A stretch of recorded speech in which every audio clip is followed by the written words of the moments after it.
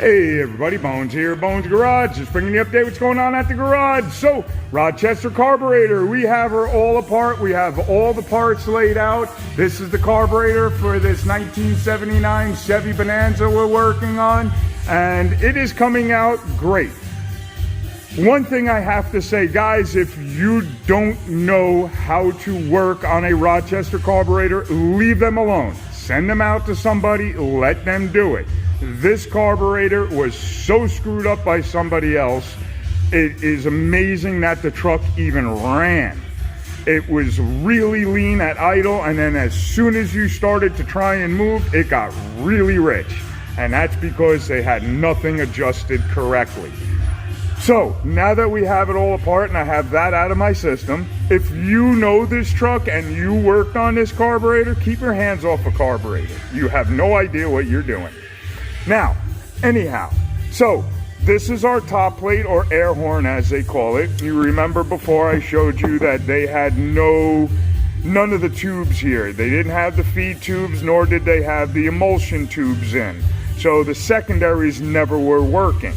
And if they did, they were working absolutely terrible. I never floored it because there was a bunch of noise coming out of the left side or driver's side valve cover. I wasn't sure if it was a loose rocker or the rockers were hitting the valve cover. So I never floored it. I took it for a quickie test drive, turned around, brought it right back.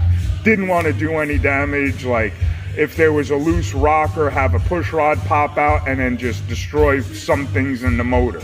So anyhow, that's how come I don't know if the secondaries ever actually worked. But until I took it apart, I realized that they didn't work. This is your gasket that goes between your upper air horn or top plate, top cover, and the top of your body, your main body. So that would just sit here.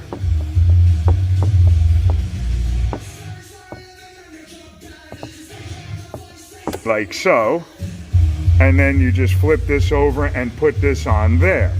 And that's how that goes together. Now, one thing I can say, guys, try to take, if you are working on these, your carburetors apart without destroying your gaskets, because the kits come with a crap load of gaskets. And if you don't put the right one on, you will not get this carburetor to work right. One passage, one of these holes could be off or not there, and it will give you nightmares. And it would all be because one little hole or passageway wasn't where it's supposed to be. Then we have the base plate, and this actually goes right on top of the base plate, just like that. So that will go that way, and then you have the gasket that goes between the base plate and the main body, and that goes on there just like that. And again, you can see how intricate even the base plate gasket is. So that's how that all goes together, and you can see how dirty it is. It's filthy on the inside, it's really filthy in the bowl area. We're gonna get all of that nastiness out of there. Even the base plate is all just nasty. And you can see underneath, that's the bottom side, and it was running really rich at idle, but really lean. I mean, really lean at idle, but really rich when you were on it. And then there's the bottom of the main body. And then here's all your parts. So we have our choke pull-offs, that's our choke release. This is our choke spring. This is what actually makes the choke go on and off. These are the linkages. This is the bolts that hold this to the main body. Then we have all of our screws that hold our top plate to our main body and the screws that hold the lower plate to the main body. Then we have the little, you need this. You cannot have this. This goes in here like so. And if you don't have this in properly, the carburetor once again will not work right.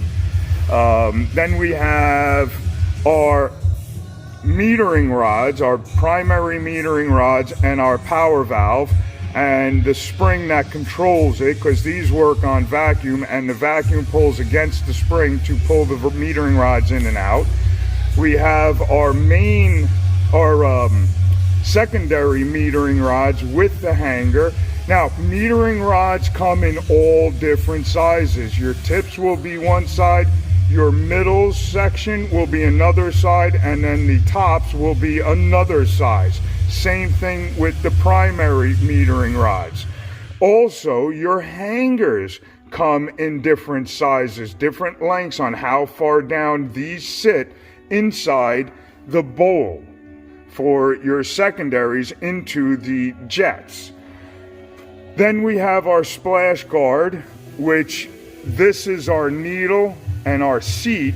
And if you look on the seat, these slits down here is where fuel will come out, and fuel will also come out the top of the seat, because the needle hangs off the back of the float, and that sits in there, and you can see the fuel will come around that and hit this, and this sits right there like that, and the needle and seat sit right under it. The float hangs off of here and then sits in the bowl right there.